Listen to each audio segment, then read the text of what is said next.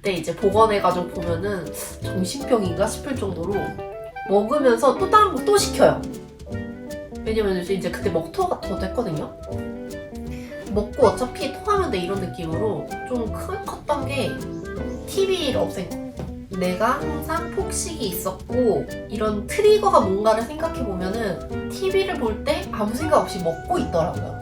아니 내가 유지를 아무리 하려고 그렇게 노력을 해도 유지가 안 되는, 그 살이 안 빠지고 계속 찌기만 하는데 아, 나 살쪄도 되겠다, 이렇게 살 바에는 이렇게 힘들게 살 바에야 살쪄도 되겠다라는 마음이 그냥 어느 순간 들더라고요. 여기 뭐가 들어갔어요? 여기 이거 그냥 그린 스무디예요. 아, 스무디예요? 네. 위에 있는 건 뭔데요? 요거트인가요? 요거 위에 하얀색은 코코넛 밀크 요거트고 요 위에 거는 햄프시드예요. 이렇게 처음 먹어봐요. 올리브 들어있어요? 네, 올리브도 같이 넣었어요. 그럼 스무디, 코코넛, 요거트, 올리브유, 그 다음에 햄프시드. 네, 아침에 이렇게 해서 먹습니다. 미안해. 어쩔 수 없어. 이건 엄마 것이야.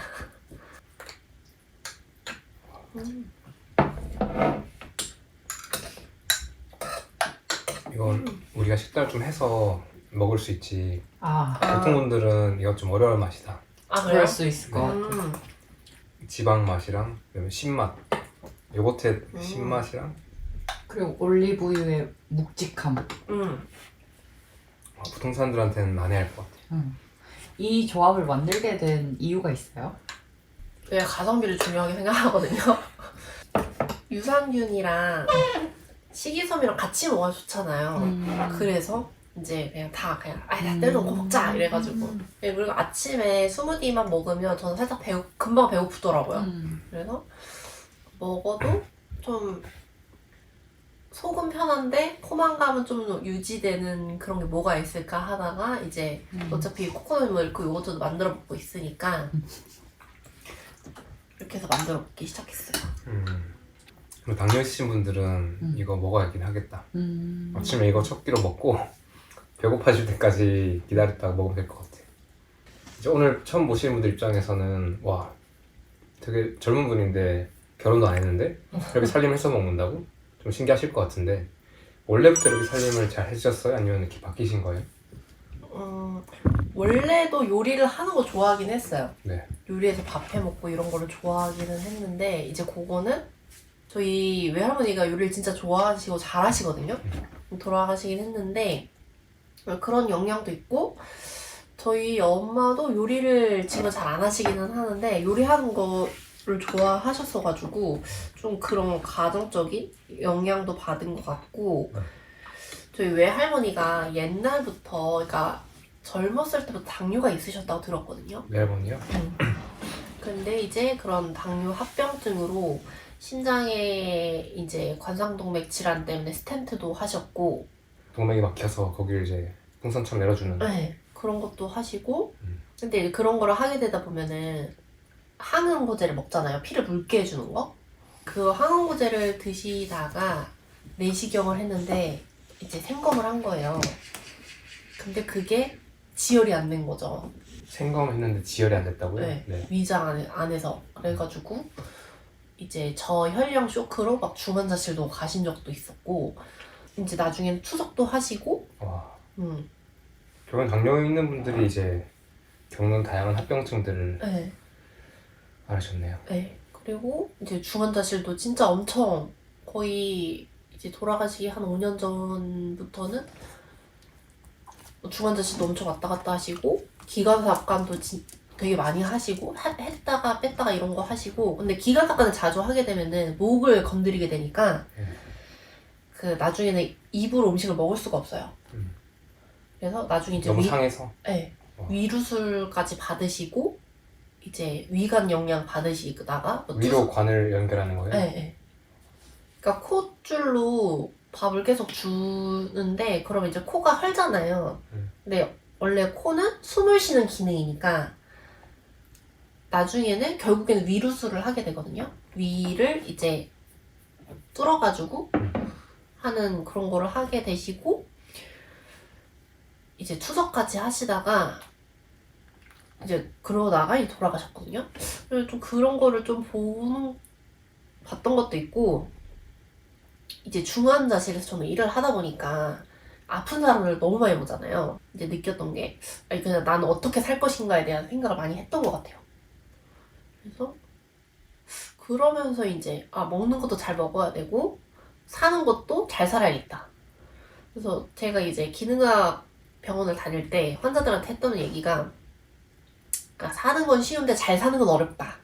맨날 이러거든요. 그러니까 해야 되는 게 너무 많으니까 기능학 병원에 가면은 뭐 장 치료부터 해서 해야 될 게 너무 많은데 환자들이 맨 처음에는 못 한다고 해요. 그러면 환자분 사시는 건 쉬운데 잘 사는 건 어렵다. 근데 잘 사려고 계속 노력하다 보면은 그게 사는 게 되고 그러다 보면 쉬워진다. 라고 얘기를 해주거든요, 항상. 그러다 보니까 그러니까 저도 그냥 맨 처음에 어려웠는데 하다 보니까 이게 몸에 익어서 좀 쉬워진 느낌인 거죠. 예전에는 이렇게까지 안 했던 것 같아요. 설탕도 많이 먹었고 뭐 과자 이런 것도 진짜 많이 먹었고, 이제 식이장애가 진짜 심했을 때는 이제 배란기랑 생리 할 때 항상 입이 터졌어요. 근데 지금 생각해보면은 내가 이제 챙겨 먹어야 될 걸 제대로 안 챙겨 먹어서 몸이 필요하니까 먹으라고 신호를 줬던 건데 그게 내 자아가 거부한 거야. 내 몸을 내가 컨트롤 하려고 했던 거죠. 그게 몇 살 때였죠? 이제 바디 프로필 찍고 할 때가 2020년도니까 한 4년 전? 4, 5년 전. 그렇게 또 오래 안 됐네요. 네. 완전 다른 세상에 있는 느낌인데. 그때는 뭘 그냥- 먹었어요? 그런 거 있잖아요. 뭐 시중에 파는 닭가슴살 뭐 안에 뭐 식품 첨가물 엄청 많이 들어있는 거 그런 거 먹고 그렇게 살았던 것 같아요. 진짜 식품 첨가물 지금 생각해보면은 평생 먹어야 될 식품 첨가물을 그때 다 먹은 느낌? 오히려 그때? 네. 왜 그때 더 먹게 돼요? 왜냐면은 이제 식단을 하려면 쉬어야 되잖아요. 네. 그니까 근데 맛도 있어야 돼. 음. 이제 시중에 파는 닭가슴살 중에서 선택할 수 있는 게 양념돼 있는 건데 그 양념에 식품 첨가물이 엄청 많이 들어있잖아요. 근데 그거를 몇 끼니 먹으니까 그걸 몇 끼니 먹으니까 이제 걷잡을 수 없이 계속 식품 첨가물을 먹게 된 거죠.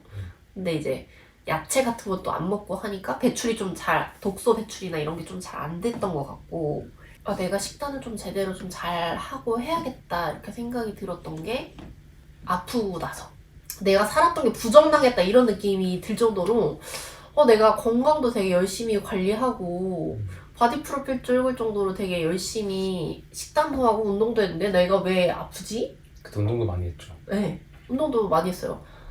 이제 하루에 3시간씩 운동했으니까. 매일매일 하루에 3시간씩 운동했으니까. 운동 강박이 좀 있었어요? 있었어요. 근데 지금은 아예 없고, 그러니까 자연에서 움직이려고 많이 하고, 그냥 필라테스랑 이제 이런 거, 요가 이런 거 위주로 많이 하는데, 예전에는 근데 그때는 어떤 운동이었는데요? 가서 PT를 1시간 해요. 네. PT를 1시간 받고, 필라테스를 또 1시간 해. 네. 그리고 유산소를 또 해, 1시간. 그래서 3시간 하고 집에 오는 거예요. 3시간 운동하고 8시에 가면은 입이 터지는 거야, 맨날. 뭐 먹어요 그때? 그냥 진짜 지금 이제 배달 어플을 다 지웠는데 그때 이제 복원해가지고 보면은 정신병인가 싶을 정도로 먹으면서 또 다른 거 또 시켜요. 왜냐면 이제 그때 먹토 같은 것도 했거든요. 먹고 어차피 토하면 돼 이런 느낌으로 먹으면서 시킬 것도 시키는 거예요. 그리고 이제 먹고 이제 내가 여기까지 차 있으니까 토하고 이렇게 살고, 그러니까 지금 생각하면 와 어떻게 그렇게 살았지 싶을 정도로 그렇게 살다가 이제 그렇게 이제 뇌하체 선종 진단 받고 이제 거의 약간 이게 호르몬 쪽이잖아요. 뇌하수체 선정 진단이 몇 년도였어요? 그게 2021년 11월. 3년? 네. 너무 옛날 같은데 의외로 또 얼마 안 됐다. 네. 근데 뇌하수체 선종이 뭐예요? 모르시는 분들 있을 것 같아요. 뇌하수체라고 해가지고 이제 옥시토신도 분비하고 갑상선 분비하는 호르몬이나 이런 거의 약간 우리 몸의 호르몬의 중추 같은 역할을 하는 기관이 있어요. 거기에 혹이 생긴 거거든요. 혹이 생겼어요. 네. 그게 너무 커지면 수술을 해야 되는데, 그러니까 1cm가 넘으면 수술을 해야 되는데 저는 0.8cm였어요. 그래서 또 저는 신경외과에서 일을 했으니까 교수님이 불러다가 이게 이거는 너가 이제 선택을 해야 되는 크기다. 왜냐면 1cm가 넘으면 수술을 해야 되는데 이걸 1cm까지 키울 필요가 있냐 이거죠. 근데 약을 먹어도 줄을 수 있는데 안 줄을 수도 있고 클 수도 있다. 이래가지고 근데 이제 계속 전 무월경인 상태였으니까 다이어트를 원래 심하게 하면 무월경이 오잖아요. 그래서 원래 그런 건 줄 알았는데 이제 저는 이게 호르몬이 망가졌던 거더라고요. 그래서 어쨌든 이게 생리를 안 한다는 것 자체가 호르몬이 돌아가지가 않는다는 소리니까 고민을 좀 많이 했거든요. 이거 수술을 해야 될까, 약을 먹어야 될까라고 했는데 신경외과에서 일을 하다 보니까 이제 이 뇌하수체 손종 때문에 수술을 하신 분의 후기도 보잖아요. 어떤데요? 호르몬제를 먹어야 돼요. 아, 그 수술이 그 콩만 떼는 게 아니구나. 네. 그러니까 다른 부위, 다른 조직도 건드릴 수 있는 거죠. 아, 항상 건드는 거 아닌데 건드릴 수 있다죠. 네. 근데 그러고 나면 이제 어떤 거기 기능에 문제 생기니까 네. 약을 먹어야 한다. 근데 뇌하수체가 사실 대사 공부해 보면 네. 뇌하수체 시상하부터 해가지고 거의 모든 걸 다 관장하거든요. 네. 그러니까 모든 말초에 있는 호르몬 기관들이 거의 다 거기서 시작해요. 근데 이제 거기를 건드려 버리면 제가 먹어야 될, 그러니까 나중에 겪어야 될 후폭풍이 너무 무서운 거예요. 이제 어떤 분들은 뭐 갑상선 약을 계속 평생 드시는 분도 계시고 뭐 스테로이드를 계속 복용하시는 분도 계시고 이렇게 하니까 이제 제가 감당이 할 수가 없겠는 거예요. 그래서 그러니까 내가 나중에 수술을 하더라도 일단 약을 먹어보겠다. 그래서 약을 먹기 시작하고 이제 올해 5월에 MRI 찍었을 때 이게 없어졌다는 뇌하수체 손종이 MRI에서 안 보인다. 그래서 요게 거의 한 3년 걸렸죠. 그래서 저는 약을 먹기에는 원래 수치가 조금 애매했거든요. 근데도 일단 먹어본 게 좀 전 잘한 것 같아요. 그러면 이제 약 먹는 거 이외에는 그동안 어떻게 하셨어요? 식단도 그러니까 식단이 이제 서서히 내가 할 수 있는 것부터 서서히 해보기 시작했고 그럼 처음부터 이게 잘 되기가 쉽지 않잖아요. 그 단계가 있었을 것 같아요. 일단은 식이장애 없애는 거 먼저. 그래서 거의 처음에는 그러니까 먹는 거에 거의 제한을 두지 않았어요. 기본적인 거에 식생활에서 뭐 설민라틴은 빼지만 내가 먹고 싶어. 그럼 먹어. 이런 느낌이었는데 지금은 아니 굳이 그걸? 이런 느낌. 그러니까 거의 이제 내가 약속이 있어서 먹어야 되면 먹지만 그냥 내가 자유로 찾아 먹지는 않는 그런 느낌으로 먹고 지금도 뭐 설민할때를 먹기는 먹어요. 뭐 남자친구랑 만나면은 뭐 치킨에 맥주? 뭐 치맥 하면은 이제 뭐 한 달에 한 번 뭐 치맥 먹기도 하는데 그게 이제 내 일상의 주가 되진 않죠. 예전에는 호르몬 주기에 따라서 항상 입이 터졌는데 지금은 입 터지는 건 하나도 없거든요. 왜일까요? 많은 분들이 사실 지금 너무 그 문제를 겪고 있을 거예요. 어떤 분들은 지금 식이장애 속에 있을 거고 어떤 분들은 운동 강박도 있을 거고 어떤 분들은 지금 무월경도 하면서 뭔가 대사 기능이 떨어져 있을 거고 또 어떤 분이 아니라 많은 여자분들이 지금 생리 가까워졌을 때 이제 말도 안 되는 걸 경험하시면서 또 그때 많이 무너지더라고요. 근데 어떻게 나올까요 거기서? 저는 항상 그 신경외과에서 일할 때 환자들한테 물어봤던 게 잘 먹고 잘 자고 잘 싸냐 이거 세 개를 항상 물어봤거든요. 근데 그거 말고는 없는 것 같아요. 그러니까 잘 먹어서 내 몸에 호르몬이나 에너지가 돌아갈 수 있는 환경을 만들어주고 잘 자서 그 호르몬이 리셋되는 시간을 만들어주고 네. 잘 싸서 배출을 잘 해주는 거 그거 말고는 없는 것 같아요 사실. 그러니까 그게 저는 처음에 했던 게 운동을 아예 안 했어요. 운동 안 하고 먹는 걸 좀 잘 먹으려고 했거든요. 근데 이제 또 좋아하는 게 요리다 보니까 이제 요리 계속해서 먹고 뭐 밖에 나가서 외식 같은 거 한다고 해도 뭐 샤브샤브나 뭐 고기류 이런 거 잘 먹어주고 그러면서 그냥 어느 순간 내가 식이장애가 이번 달엔 없었네? 이렇게 되더라고요. 잘 먹으니까. 근데 이제 호르몬이 만들 재료가 있어야 호르몬이 되잖아요. 근데 제가 애초에 그런 걸 잘 안 넣어줬던 것 같아요. 어떤 거요? 원래 뭐 프로게스테론, 에스트로겐 이런 것도 다 콜레스테롤에서 만들어지는데 그것도 지방을 내가 먹어야 만들어지잖아요. 근데 그런 것도 잘 안 먹었던 것 같고 그 단백질이 있어야 또 호르몬이 만들어지는데 그런 것도 안 먹었던 거고 그 제가 먹토를 하다 보니까 먹어서 다 토하면 안에 있던 게 다 나오잖아요. 근데 위산이나 위액이나 이제 소화액 같은 것도 다 나오니까 내 몸에 에너지가 점점 더 안 고갈되는 느낌이었는데 그런 것도 이제 잘 먹기 시작하면서 없어지고 그러니까 맨 처음에는 나 살쪄도 돼. 이게 좀 중요했던 것 같아요. 살쪄도 된다라고 생각하신 거예요? 네. 그리고 그냥 죽는 것보다 사는 게 더 낫잖아요. 어쨌든 내가 똥밭에서 부르던 잔디밭에서 부르던 이승이 낫다? 이승이 낫다. 그러려면 일단 내가 잘 먹어서 에너지를 돌려야겠다. 이 생각을 했던 것 같아요. 잘 먹으니까 어느 순간부터 잠도 좀 잘 자게 된 것 같고 그리고 좀 컸던 게 TV를 없앤 거. 지금 집에 TV가 없잖아요. 네. 예전에는 TV가 있었거든요. 내가 항상 폭식이 있었고 이런 트리거가 뭔가를 생각해보면은 TV를 볼 때 아무 생각 없이 먹고 있더라고요. 그래서 TV를 아예 없애봤거든요. 그러니까 음식 생각이 좀 덜 나는 느낌? 요즘 분들은 휴대폰도 마찬가지겠네요. 네. 나 살쪄도 돼 라고 생각하셨다고 했잖아요. 네. 근데 막 바디 프로필까지 찍었던 사람이 갑자기 나 살쪄도 돼 라는 마음가짐을 갖기는 어려울 것 같거든요. 네. 하루에 몇 번도 막 마음이 바뀔 수 있을 것 같아요.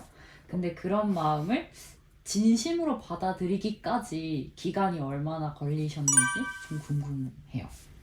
저는 바디 프로필을 찍고 살이 좀 서서히 쪘던 것 같거든요. 그러니까 살이 조금 서서히 찌고 나서 내 모습이 싫어서 이게 시기장애가 더 심해진 것 같은데 이제 제가 바디 프로필을 찍을 때 47kg? 키가 어떻게 되시죠? 168이요. 그러니까 말도 안 되는 몸무게로 찍었던 거죠. 그리고 나서 이제 살이 점점 찌기 시작해가지고 제가 한 10kg가 쪄서 한 58kg가 됐어요. 그래도 사실 표준이잖아요. 여기서 만약에 우와 좋겠다라고 생각이 드시면 지금 뭔가 조심할 상태인 거예요. 그러니까 지금 우리는 들으면 무섭잖아요. 우리 이제 그 숫자를 들으면 와 좋다 막 말랐다 예쁘다가 아니라 와 48kg? 위험한데? 이런 느낌.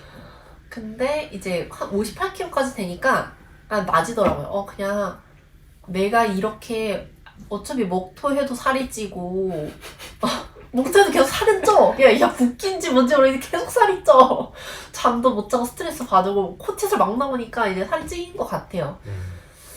그래서 아니 내가 유지를 아무리 하려고 그렇게 노력을 해도 유지가 안 되는 살이 안 빠지고 계속 찌기만 하는데 나 살쪄도 되겠다. 이렇게 살 바에는 이렇게 힘들게 살 바에 그냥 살쪄도 되겠다라는 마음이 그냥 어느 순간 들더라고요. 그때부터 그냥 났는데 한 2-3kg 내외로 왔다 갔다 하지 거기가 그냥 제 셋 포인트처럼 돼가지고 거기서 더 찌거나 하진 않거든요. 그러면서 이제 식단하고 내가 먹고 싶은 거 건강한 거 막 먹고 있는데 살은 이제 더 이상 안 찌고 이러니까 내가 이제 먹어도 살이 안 찌는구나. 요게 되니까 내가 그럼 먹고 싶은 거 건강하게 내가 만들어서 먹자가 되고 그냥 잘 먹으니까 몸에 이제 이 시스템이 잘 돌아가기 시작하고 그때부터 이제 에너지가 나오니까 뭐 등산도 할 수 있고 운동도 할 수 있고 되게 활기차지고 이게 되니까 이제 잠도 잘 자고 이게 계속 선순환? 저는 그냥 이 순환의 고리를 하나 끊는 게 진짜 중요한 것 같아요. 그러면 그 순환의 고리를 딱 끊었던 그게 58kg 찍고 이렇게 하나 저렇게 하나 그냥 나 찌니까 그냥 냅두자 이렇게 된 거. 그냥 나는 그냥 괜찮아. 이제 이게 괜찮다. 그리고 이게 나를 예전에는 다른 사람의 눈을 진짜 많이 의식했거든요. 그렇죠. 근데 그거를 다 끊어내고 나는 살쪄도 괜찮아. 막 이러고 그냥 살이 쪄도 내 자신을 그대로 받아들일 수 있는 사람들을 만나면 되지라는 생각을 하기 시작했는 것 같아요. 옛날에는 그런 사람들 있잖아요. 너 바디 프로필 찍어서 살 많이 빠졌는데 지금 살 다시 쪘네? 막 이렇게 얘기하는 사람들이 있잖아요. 그쵸. 근데 이제 그런 사람들 나 살쪘어 뭐 어쩌라고 이런 느낌으로 그리고 이제 인간관계를 좀 쳐내고 그러니까 나를 내 자신으로 바라봐 줄 수 있는 사람들 안에서 이렇게 만나다 보니까 그게 자연스럽게 된 것 같아요.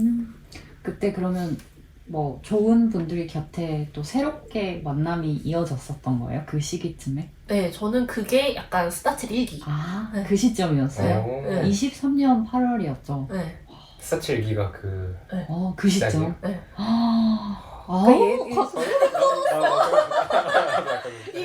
이거 일부러 방송용 아니죠? 아니요, 진짜로. 근데 그 전에는 있었어요. 그러니까 어. 내가 의지로 억누르는 시기장에 있어도 이거 내가 의지로 억누르는 거였고, 이제 배란기나 생리주기 때는 그래도 항상 입이 터졌는데, 딱 그 이제 사람들이랑 계속 만나면서 좋은 에너지를 받고 하다 보니까 이제 그게 끊어지더라고요. 아, 맞아. 이런 사람들도 있고, 나를 이 모습 그대로 바라주는 사람이 있구나 이러면서 이제 딱 그게 끊어진 것 같아요. 그때 스다첼을 저희가 3개월 하면서 거의 2주에 한 번씩은 만났었나요? 네, 맞아요. 맞죠. 그러면서 카톡방도 계속 네. 소통을 하고. 근데 지금도 좀 떠오르는 게 첫날 우리 OT 할 때 그때 리사의 느낌이랑 지금 많이 달라. 아, 그래요? 근데 첫 만남 때도 저희 다 울지 않았어요? 아, 다 울었어. 이사님 그때 울었잖아요. 맞아요. 맞아요, 울었어요. 근데 그런 느낌이 있어. 내 관점에서는 다 보이잖아. 다 혼자 왔어. 나한테 어떤 느낌이냐면 다 혼자 어떤 길을 살아오다가 맞아. 혼자 여기다 왔어. 근데 그날로부터 시작해가지고 딱 갑자기 뭘까 서클이 생긴 느낌? 또 어느 순간부터 이게 하나의 팀이 돼서 이렇게 같이 또 활동 같은 거 하면서, 그리고 좀 재밌었던 거는 이렇게 불과 1년 조금 넘었어 지금. 1년 맞아요. 근데 시간이 지날수록 다들 뭔가 편안해져. 난 그게 되게 중요한 것 같아. 우리 지금 사실 서치 사람들이 살 얼마 빠졌는지 아무도 모르잖아. 뭘? 아무도 신기한 관- 거 아니야? 아무도 신경 안 쓰잖아. 어. 내가 만났을 때마다 내가 항상 내가 되게 신기하게 보이는 건 두 가지가 보이는 것 같아. 이제 좀 손에 잡힌다. 내가 주도하는 느낌이 든다. 예전에는 어떻게 할지 하나도 모르겠는 어떤 되게 초보 같은 느낌이었으면 이제는 내가 뭘 하면 되는지를 좀 알게 돼서 능숙해진 것. 두 번째는 이 사람 간의 연결 속에서 사람들이 뭔가 주고받는 걸 경험하면서 강해지는 것, 단단해지는 것, 여유로워지는 것. 제가 1년 전에 저희 스다첼 등산 갔었잖아요. 네, 맞아요. 등산 가서 그때 리사님이랑 했던 대화가 살짝 기억나는데, 이제 리사님이 하고 싶으신 거는 병원에서 조금 더 이렇게 새로운 병원의 시스템을 만드는 이런 거였어요. 그러면 맞아요. 이제 커리어 쪽으로는 좀 욕심이 많이 내려놔지고 삶에 좀 더 집중을 하게 되신 것 같은데 맞나요? 그쵸, 맞아요. 예전에는 내가 성장해서 잘 돼야지 막 이런 게 있었는데, 그러니까 잘 되는 기준이 바뀐 것 같아요. 예전에는 그냥 목적 없이 잘 되는 느낌이었다면 지금은 내 방향성을 찾아가면서 잘 되는 느낌으로. 거기에 이제 역할을 했던 게 건강 회복하는 그 단계도 큰 역할을 했었던 걸까요? 그쵸. 그게 없었으면 지금의 저희가 없었을 것 같아요. 그리고 이제 오늘 귀한 거 많이 들었는데 보시는 분들한테 전하고 싶은 마지막 메시지가 있다면 뭘까요? 제가 이제 한국 나이로 36인데 사실 이게 길지도 않고 짧지도 않은 나이거든요. 돌이켜서 보면은 제가 이제 겪었던 일 중에 나에게 필요 없었던 부분이 하나도 없었다. 인 것 같아요. 그래서 이것도 스토리텔링이죠. 왜냐면은 이제 뭐 엄마가 간호사고 뭐 집안에 이제 의료계 쪽이 많으니까 내가 간호사가 됐고, 간호사를 하면서 막 아픈 사람들을 보면서 이렇게 살지 말아야겠다는 생각을 했고, 이제 한창 또 운동이나 이런 강박이 없었으면 내려놓는 걸 몰랐을 것 같고, 그냥 이렇게 살다 보면 내가 겪었던 일 중에 필요 없었던 부분은 한 군데도 없었다. 그냥 다 나를 이루기 위해서 있었던 모든 것들이라서 그러니까 무슨 사건이 닥쳤을 때 그걸 어떻게 내가 내 안으로 갖고 들어와서 어떻게 나를 만들어갈 것이냐는 이제 본인이 선택할 수 있는 거잖아요. 그러니까 되게 긍정적인 생각을 가지고 나라는 기준을 가지고 살았으면 좋겠어요. 쓸모없는 경험은 없다. 네. 어떻게 내가 스토리텔링하고 내가 어떻게 행동하느냐. 네. 그리고 뇌하수체 선종이잖아요. 네. 하마터면 아니면 어떻게 다른 경로로 나아갔다면 이제 뇌하수체에 관련된 이슈가 조금 더 큰 게 생겼을 거고. 근데 그때 사실 그 약물과 생활 습관을 같이 했을 때 결국에는 지금처럼 뇌하수체 선종이 사라지는 결과가 나올 수 있었던 것 같아. 그 어려움 속에서 결국엔 또 인간의 힘이 되게 커서 그걸 또 해내서 회복해내는 능력, 되게 그것도 멋진 것 같아요. 오늘 딱 보면서 이사님한테 되게 영감 받는 것 같습니다. 감사합니다. 네. 그리고 이렇게 음식 이렇게 해먹는 건 저도 와, 에리님과 비슷한 종족이 또 있구나. 아유, 많을 겁니다. 어쨌든 오늘 이렇게 이야기 나눠서 고맙고요. 저희가 이번 코너 이름이 홈쿡 투어입니다. 오늘 첫 화에는 저희 최근에 콘텐츠 팀원으로 입사하신 리사님 모시고 이야기 나눠봤습니다. 이후에 또 이렇게 홈쿡, 집에서 요리하는 사람, 집밥 요리사. 사실 요리를 잘 하든 못하든 상관없이 어떤 방식으로든 자신만의 어떤 그런 건강한 삶을 살고 계시거나 살려고 노력하시는 분들의 이야기를 이렇게 조금 더 담아내려고 합니다. 혹시나 추천하고 싶으신 출연자분이 있다면 또는 여러분들께서 한번 나와보고 싶으시다면 밑에 댓글에 있는 링크로 신청해 주시면 됩니다. 그래서 오늘 첫 화 이렇게 귀한 말씀을 해주셔서 고맙습니다. 네. 저희 같이 음식 먹고 싶어서 네. 버섯국밥 해왔어요. 오, 너무 좋아요. 일단 요거는 갈비탕입니다. 제가 가을이랑 겨울에 자주 해먹는 거. 그래서 파랑 향신료가 조금 많이 들어갔어요. 그렇고 하고 이거는 에리님이 애호박볶음 하시는 거 했고, 이거는 마요네즈를 조금 묽게 해가지고 샐러드 소스로 만들었거든요. 아보카도 마요네즈. 요거는 아마씨랑 올리브오일 들어갔어요. 와, 그럼 처음 먹어본다. 네, 맛이 조금 살짝 다르실 수 있어요. 그리고 요거 파김치, 요거는 에리님의 집에서 했던 김장. 이거 겸님이 음식을 해주셔가지고 잘 먹겠습니다. 버섯국밥이요. 잘 먹겠습니다. 네, 잘 먹겠습니다. 와 진짜 맛있어요. 고기가 야들야들.